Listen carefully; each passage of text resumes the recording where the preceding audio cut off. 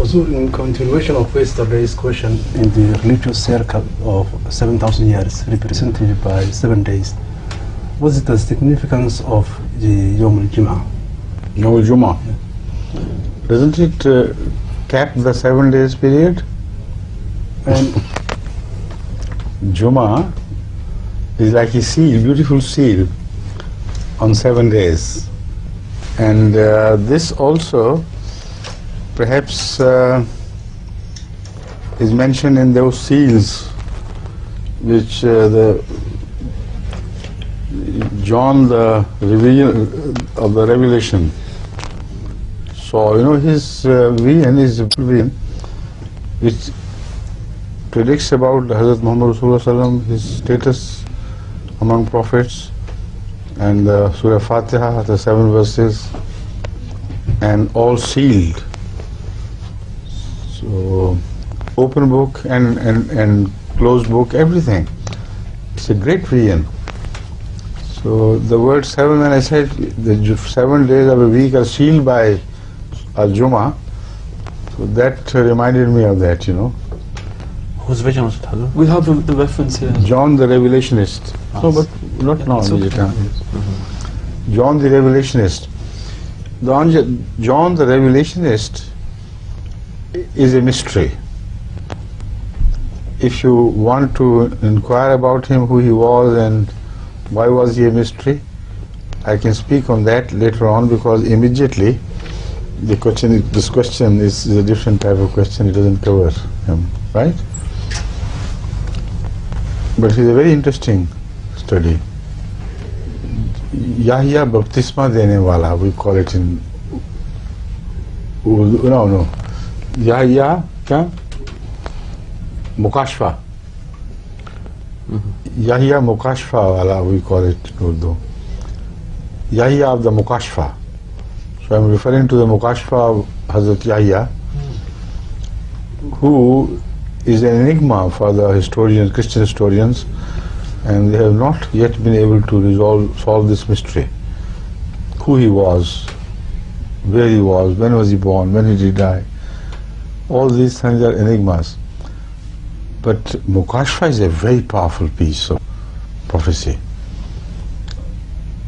But of that later on, maybe. Yeah? Please.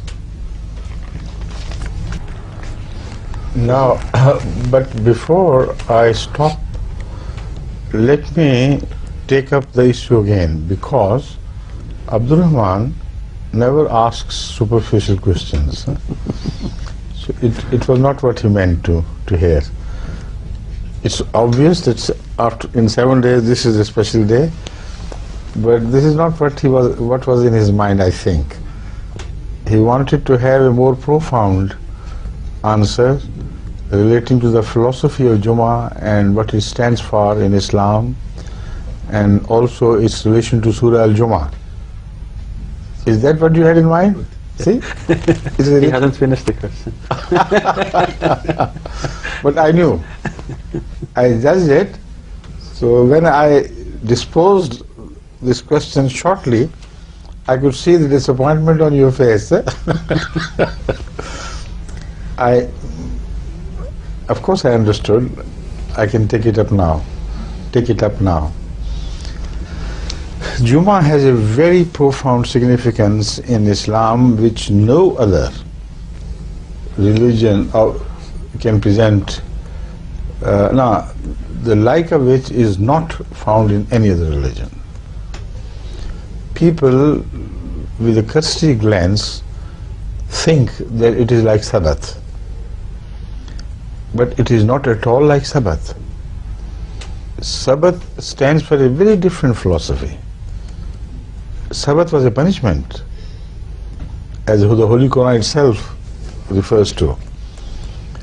And they failed in that trial which was presented by Sabbath. Juma is a completely different thing altogether.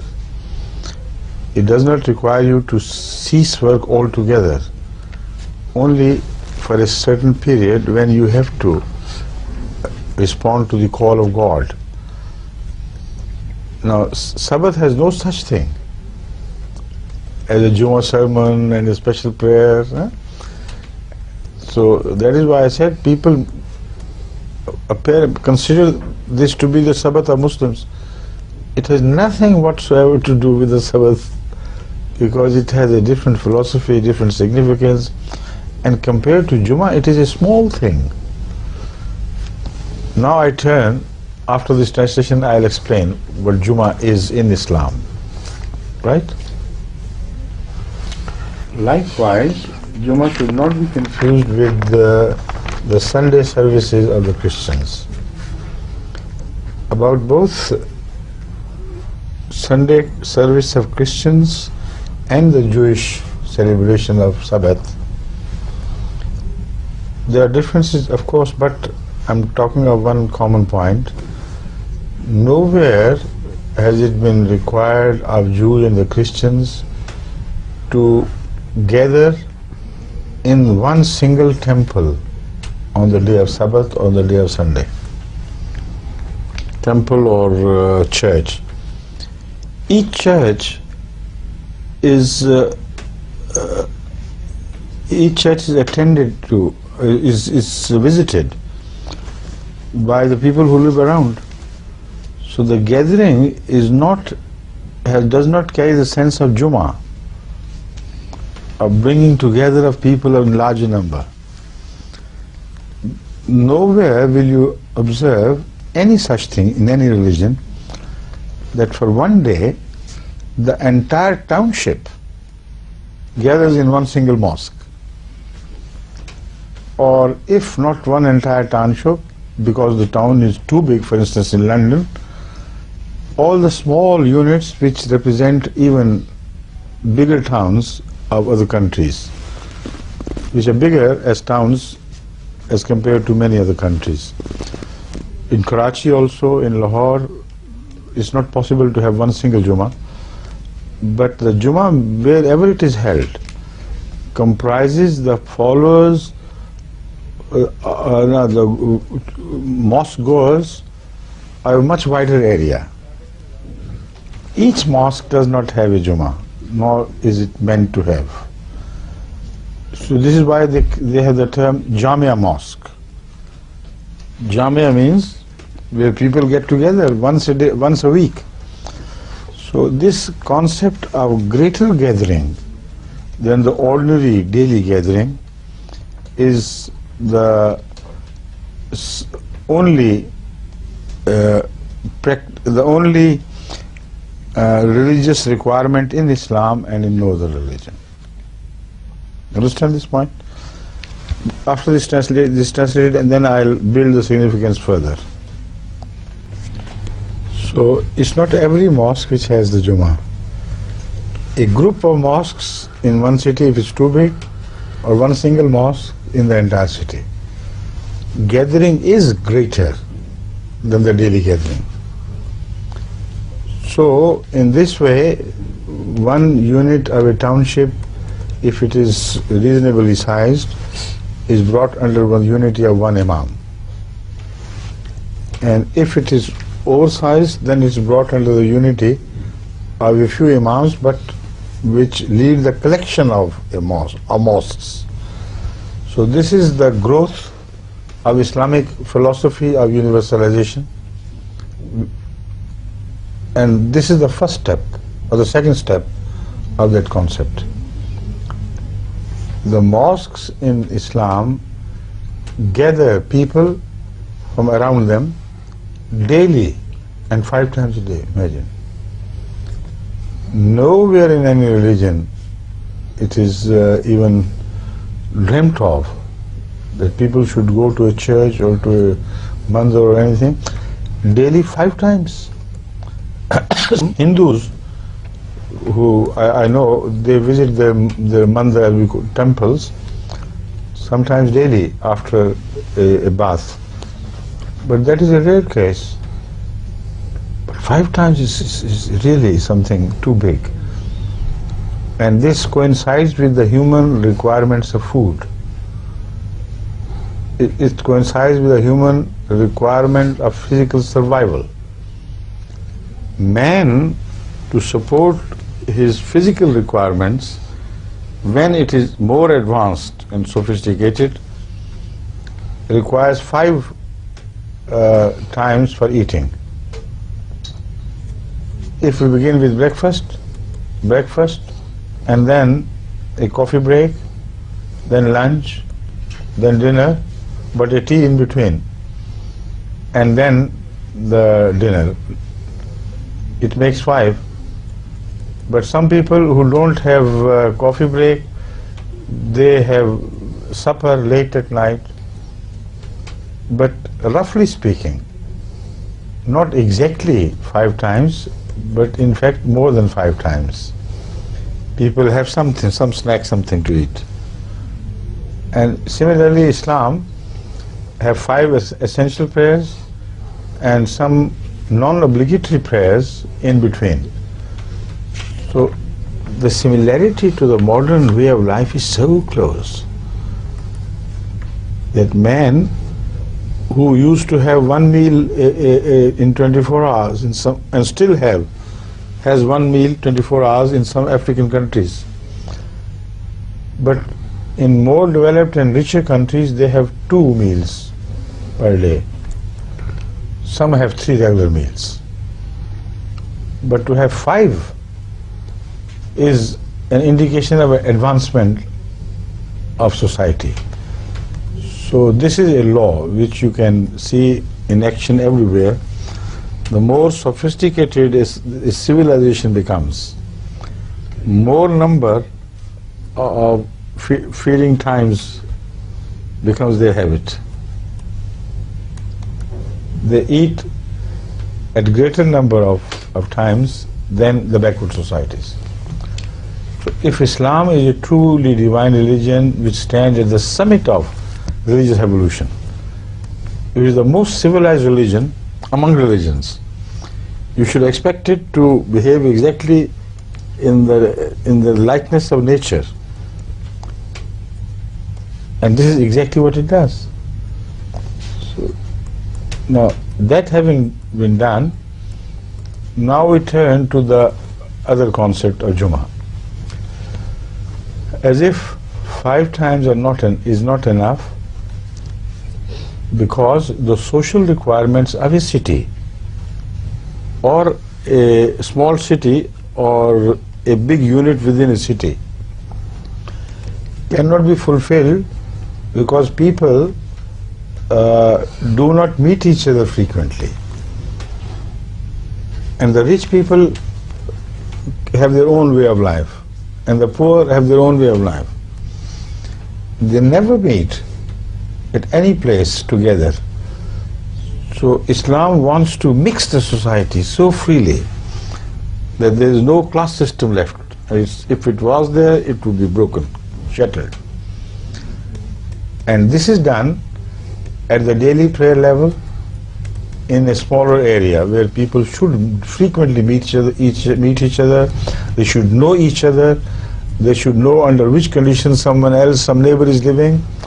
So if a hungry, poorly clad man comes to a mosque and stands next to a very rich person, can't he realize who is standing next to him? Does he not have wisdom to know what sort of person he is, how weak, how debilitated, how hungry he has been, and so on and so forth? And the poor clothing. So Islam's 5 times daily requirement of attending the mosque brings these things to the knowledge of everybody, how the brother lives, how the next door neighbor lives. Once a week, if it were only once a week, like in churches we find, then people once a week they can afford better clothing, They wash their clothing well, better, they have at least 1 or 2 decent pairs of clothes. And this is what we find in the churches. They all go neat and clean. Nobody can ever notice any sign of poverty among those who go to the churches. But in the mosque it's inescapable. Day in and day out. You stand next to somebody, while this does not happen in churches either. people have, the rich people, influential people are generally offered a special place, and I don't know whether the poor are mistreated. I don't think they are mistreated, but I have never seen any churchgoer clad poorly. Even in Africa, I have seen in Christian areas, they have a special dress for churches, all the ladies there, and they wear that dress and go, but they can't do it 5 times a day, is the point. So it is to build a society. The 5 times daily message, among other things, among its purpose of worship to God, also fulfills the requirement of building a homogeneous society, which is classless, in which people know each other personally. They come across each other's requirements and other situations like health, etc. So I have noticed many a time that if during my days in Rabwa, many people, when he found some regular mosque comer miss the day, a prayer, they would immediately inquire about his health. They would think something has gone wrong, or maybe he has left the town. So this awareness builds the society so tightly and powerfully that it creates a much better atmosphere for living than if it was not so. That is about the prayer as yet. I have yet to come to Juma, but let me grow this theme, develop this theme until we reach the point of Juma, right? Yes. Juma is only one day ahead of us. Yes. No. The difference between the daily prayer and Juma, one difference is that Juma does not serve social requirements like the daily prayers do serve the social requirements. I already explained. But they serve another purpose which is not served by daily 5-time prayers. In daily prayers you have food for spirit, because you relate to God and commune with Him and come back, but knowledge as such is not gained directly, and admonishment is not given during the 5 times prayers. While to fulfill the requirements of mind and knowledge is also essential to keep a community healthy. So that is why once a day a sermon is organized during Juma, and in that sermon the Imam can draw the attention of such evils as creep into societies, and can also admonish them in general of the requirements of good cause here and there and so on and so forth. So Juma affords a wonderful opportunity for the upbringing of the Muslim society as far as the thoughts and trends are concerned. And that also unifies the whole township in those trends. If the town is too big, then of course bigger areas of big cities are also are made to benefit from this. So that is the second important, this is the importance of Juma, which lacks in the daily prayer, but here it is additional. Secondly, in the daily prayers we have some sacrifice of time, of course, for our own benefit. There is no sacrifice of finances involved, money, possession. In Juma, at least once a week, we offer also financial sacrifices, in the sense that the Holy Quran requires the Muslims, أعوذ بالله من الشيطان الرجيم بسم الله الرحمن الرحيم يا أيها الذين آمنوا إذا نودي للصلاة من يوم الجمعة من يوم الجمعة فاسعوا إلى ذكر الله وذروا البيع. zarur hai. They have to leave commerce and trade and suffer financial losses to that degree. And it is not just a 1 hour sermon or altogether an hour for namaz and sermon etc. together. It is coming from a different place in a city which is, even if medium size, requires maybe half an hour or more for reaching the mosque, then returning home, then preparation for the namaz, then daily one ghusl at least. It requires a lot of time. And then you have to reach before and say nawafil in the mosque.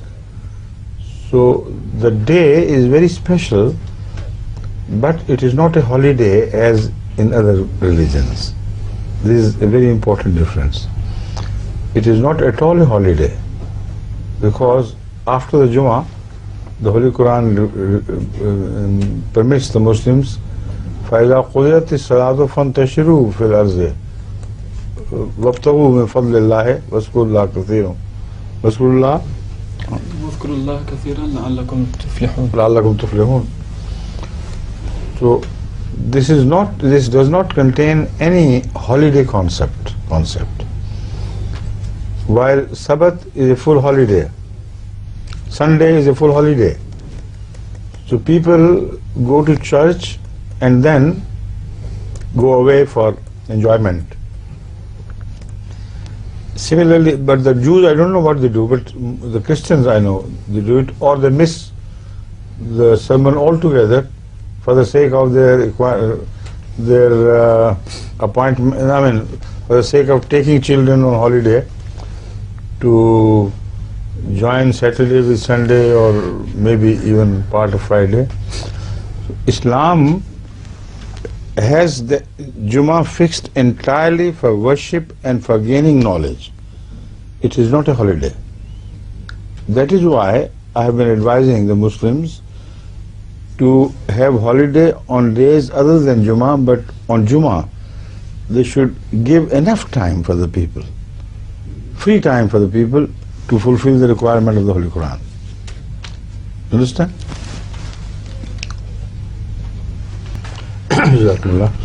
Now again, Juma is, as I said, is an evolutionary symbol of Islam widening its circle of influence. So once a year there is Eid after Ramadan, and once a year there is Eid which we celebrate in the memory of the sacrifice of Hazrat Ibrahim alayhi salatu wasalam and his son Ismail. So there are two Eids in Islam, in which much larger area gathers for their prayer, and because it is impossible for the mosques to be built to accommodate for such large attendance, that is why, according to the Sunnah of Hazrat Rasulullah sallallahu alaihi wasallam, the Eid is celebrated outside the city, not within, not in any building. It's amazing, because I remember from reading the measurement of Masjid Nabawi, it is a huge mosque. I was amazed how Rasulullah sallam in that early period could think of building such a huge mosque. It is a tribute to his 100% unshakable faith in the prophecies which God had bestowed upon him. He knew this township is about to become a Muslim, so they would require a very large mosque. So despite that mosque, and despite the fact that when Eid started, people from around had not yet become Muslims. So in the early period of the Fard Eid, or the Eidain, that mosque could accommodate them. There's no doubt about it. Yet for him to go out was also a prophecy that a time would come when it will be impossible for the mosque to be built that size as to accommodate huge cities, while in that time the cities like Medina were not that huge. So this is the preparation for further advancement of Islam and of its widening of circle of influence. Another important significance of Juma lies in the word Juma, because Juma means gathering. Normally it is understood that Juma gathers the people of one place, one larger place, a city, etc. But it does not apply with reference to time. But the very first verse of the Surah Juma removes this misunderstanding altogether. It is Juma, Surah Juma again, which is chosen for the prophecy about the people of the latter days who will be brought together with the people of the former days, and they will be united. How could they be united?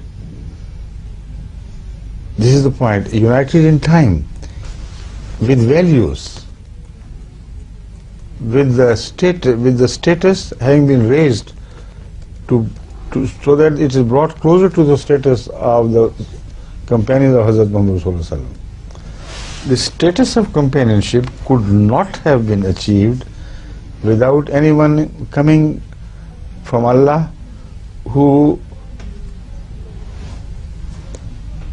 becomes a image personified of Muhammad Sallallahu Alaihi Wasallam's habits and style of life. Because he could not get any status from God without imitating the Holy Prophet. Like the Holy Prophet Sallallahu Alaihi Wasallam imitated God so perfectly that at times in the Holy Quran we read, وَمَا رَمَيْتَ إِذْ رَمَيْتَ وَلَكِنَّ اللَّهَ رَمَى. This shows closeness to a degree where the slave cannot be separated from the master. So this is exactly what is spoken of in Surah Juma by way of a prophecy. In the very beginning, it says, أعوذ بالله من الشيطان الرجيم بسم الله الرحمن الرحيم يسبح لله ما في السماوات وما في الأرض الملك القدوس العزيز الحكيم هو الذي أرسل رسوله بالهدى. No, I'm sorry. هو الذي بعث في الأميين رسولا منهم يتلو عليهم آياته ويزكيهم ويعلمهم الكتاب والحكمة وإن كانوا من قبل لفي ضلال مبين. This is the first Bay'at, first advent of Hazrat Muhammad Rasulullah, and the matter seems to have come to a close. No more. But the next verse reveals something very strange, as if Hazrat Muhammad Rasulullah Sallallahu Alaihi Wasallam will be brought back. And when? In an age which is far off. But his coming again would be in a manner that the people of that age and the people of this age would be united together. A bridge will be created between two different ages. This is Juma. Fantastic surah. And what a wonderful employment of the word Juma, because it is in Surah Juma that the prophecy of the bringing together of the people of the latter days with the earlier period is mentioned. How? وَآخَرِينَ مِنْهُمْ لَمَّا يَلْحُقُوا بِهِمْ. The same is the Prophet, no other one is mentioned, will be raised among Akhareen, lamma yalhaqu bihim. They have not met. How could they be united? Only because of the link of Ahmad sallallahu alaihi wasallam. But he will not come himself. Someone who will follow him perfectly, he will be sent to represent him. But his coming would be as though coming of Prophet Muhammad sallallahu alaihi wasallam, because he will have nothing of himself from his own. He will have whatever the Holy Quran provides us by way of spiritual teaching, whatever Muhammad Rasulullah provides us by way of his admonishment and moral conduct and the instruction on every aspect of human life. This is what had to be combined in one person before he could be entitled to the coming of Hazrat Muhammad, represented as the coming of Muhammad once again. So again, this is done by Surah Juma. All these bringing together. After you have translated, then I'll speak a few more words about this aspect, then I'll turn to another, right? If time permits. Now the proof that this is exactly what is meant by the Quran, that although Muhammad Rasulullah is referred to وَآخَرِينَ مِنْهُمْ in the verse آخَرِينَ مِنْهُمْ لَمَّا يَلْحَقُوا بِهِمْ, because the verb bas is one verb and advents are two. So the word bas refers to Hazrat Muhammad Rasulullah sallallahu alaihi wasallam and to none else. So the advent is two. Advents are two. Who is the one who is referred to? It is Muhammad Rasulullah sallam, obviously and evidently, but not him in person. This is also made absolutely clear by the following verse, which says, ذَلِكَ فَضْلُ اللَّهِ يُؤْتِيهِ مَن يَشَاءُ وَاللَّهُ ذُو الْفَضْلِ الْعَظِيمِ. If it was Rasulullah sallallahu alaihi wasallam who was to be given this fazl again, himself, in person I mean, then Allah would not say, يُؤْتِيهِ مَن يَشَاءُ. Here, man refers to another person coming in his name. ذَلِكَ فَضْلُ اللَّهِ يُؤْتِيهِ مَن يَشَاءُ وَاللَّهُ ذُو الْفَضْلِ الْعَظِيمِ. So this is Surah Juma, and this is the significance of Juma. And other significance of Juma in relation to this new meaning which I have mentioned, not from myself, it is new in the sense that people most often do not know it. For them it is new, for me and for the Quran it's not at all new. The second thing, important thing to be remembered is that now if the ages are mentioned, if people of different ages are to be brought together, then remember وَإِذَا نُودِيَ لِلصَّلَاةِ مِنْ يَوْمِ الْجُمَعَةِ فَصَوْا إِلَىٰ ذِكْرِ اللَّهِ. That another Juma will be held, which will be universal. لِيُظْهِرَهُ عَلَى الدِّينِ كُلِّهِ. The advent of Hazrat Muhammad Rasulullah in the second age in the form, in a different person representing him, would be for the purpose of bringing all the world together under Islam. So this is the greatest Juma, which was about to be held universally. And for that the admonishment is very powerful, in the sense وَإِذَا نُودِيَ لِلصَّلَاةِ مِنْ يَوْمِ الْجُمَعَةِ, when in future again, not only in the ordinary Jumas, but in the future, that Juma which is mentioned in the very beginning, you are called, you are given call by one munadi from God, then do respond. Forget about your worldly gains and your trades and businesses and things. Do call, give preference to that call. Then whatever time is left, do spend by way of earning your livelihood. But the first preference must be given to the call from Allah in the latter days. So this is, I think, for the time being this is sufficient, but there is so much more which could be added to this. One little thing, time is left for one more thing about the last verse. Some people say that this is what happened during the time of Hazrat Muhammad Sallallahu Alaihi Wasallam, or used to happen. That when there was a call for prayer, and people were gathered around Hazrat Sallallahu Alaihi Wasallam, and somebody announced that a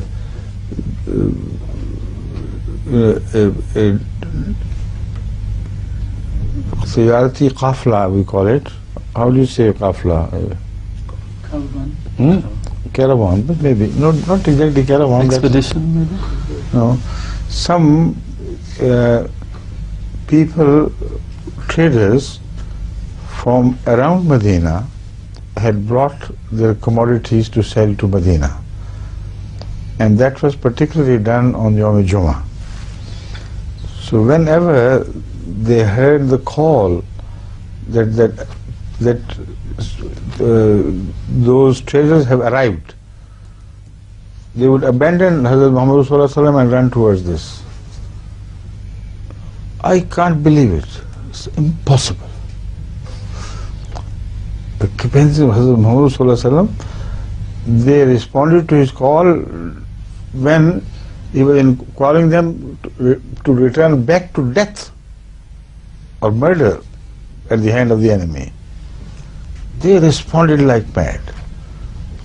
How on earth could such people as fought in Badr, as fought in Uhud, as fought in Azab, they on the Friday, on the Juma prayer, while Rasulullah Sallallahu Alaihi Wasallam is there, who would never think of leaving without his permission, would run away to answer to the call of trade. I can't believe it.